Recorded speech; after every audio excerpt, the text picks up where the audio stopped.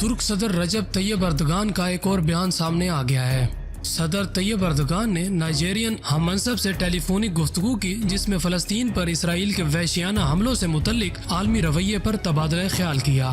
तुर्क मीडिया के मुताबिक सदर तैयब अर्दगान का कहना था कि इसराइल कानून, इंसाफ और ज़मीर से मावरा एक गैर कानूनी रियासत है। कोशिश कर रहे हैं कि आलमी बिरादरी इसराइल को सबक सिखाए। रजब तैयब अर्दगान ने तवक्को जाहिर की है कि नाइजेरिया जुल्म और बर्बरियत के मामले पर फ़लस्तीनियों से इजहार यकजहती करेगा।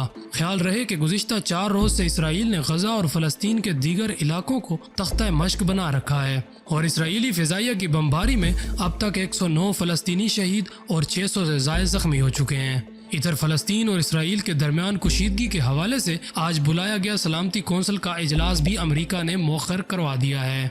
प्यारे दोस्तों, आज की वीडियो में बस इतना ही। अगर आप भी इससे मुतल्लिक वीडियोस देखना चाहते हैं तो YouTube के इस मुनफरिद चैनल उर्दू चॉइस को ज़रूर सब्सक्राइब कर लें। मुलाकात होगी किसी और वीडियो में, तब तक के लिए अल्लाह निगहबान।